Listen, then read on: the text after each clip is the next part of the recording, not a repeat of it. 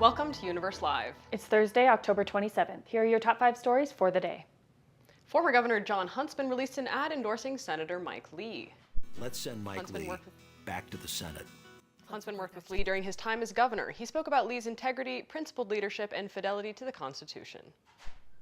Tomorrow is the last day to register to vote. Registration ends at 5 p.m. on Friday. The general election is in just 12 days on November 8th. You can register to vote at vote.utah.gov.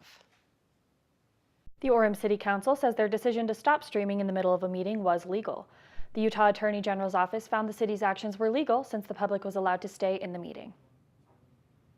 The Ironman World Championships are taking place this weekend in St. George. Ironman inspires Competitors us to from around the reimagine world our will gather limits. to race a total of 70.3 miles. The race includes swimming, biking, and running. I can't be the BYU is only one who hears. BYU is selling discounted tickets for Corn Belly's Corn Maze tonight. The event will be from 6 to 10 p.m. You can buy your ticket for $8.50 at the Wilkinson Center info booth. A BYU research team is working to help victims of domestic violence, but not in the way you might expect. Abby Gunderson went to find what the blood has to do with the study. Abby, what is the team collecting for their research? This mailbox is filled with, you guessed it, used tampons. Volunteers have sent in their own menstrual blood to help an all-women research team put a stop to domestic violence. At BYU, Tim Jenkins and his research lab are looking into the forensic differences between two types of blood. We are identifying endometrial tissue within menstrual blood in order to differentiate between circulatory and menstrual blood. The team hopes to make an impact at crime scenes, especially when women are victims. And we hope to apply this in forensics cases to be able to help survivors of domestic violence. If blood is present at the crime scene but not the victim, investigators can't tell where the blood came from. This gives perpetrators an easy cover. Often the perpetrator will claim that that blood is of menstrual origin, that she was on her period at the time. Kelani Stalker is the student heading up the project and leading an all-female research team. This is a project that's meant to empower women, and so it's been really fun to have women be the ones that get to lead this out. Volunteers donate samples of their menstrual blood, and the team draws some circulatory blood to look for differences in DNA markers. Stalker thinks the results will be big. So hopefully that this will be put out into the world to actually make a difference. Domestic Violence Awareness Month is coming to a close, but the Jenkins Lab is just getting started.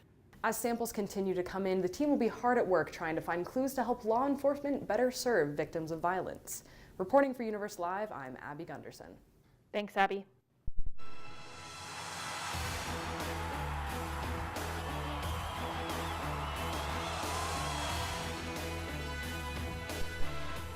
Women's basketball is right around the corner. Tonight, the Cougars will host the Griffins of Westminster in an exhibition game. Tickets are not required and admission is free. The season officially starts November 8th at Colorado State. The game starts at 7 tonight in the Marriott Center. Tonight, number 17 women's volleyball is running it back in a rematch with Gonzaga. The Cougars beat the Zags in Spokane earlier this season in 4 sets. BYU is hoping to use this game to correct 2 straight losses in conference play. Fortunately for the Cougs, they've only lost 1 game at home this season. The match is at 7 tonight in the Smith Fieldhouse and on BYU TV. It's another edition of Friday Night Lights for BYU, and ECU is looking to make it a Pirates' life for the Cougs tomorrow.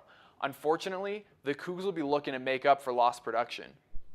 Yesterday, offensive coordinator Aaron Roderick confirmed that both Cody Epps and Chris Brooks will not play tomorrow. He noted that Brooks should be back next week, but the team isn't sure how long Cody Epps will be out. The team is hopeful that Gunnar Romney will play this week, but that is yet to be confirmed. A showdown between Cougars and Pirates is perfect pregame for Halloween. Thanks for joining us today for Universe Live. Have a great day.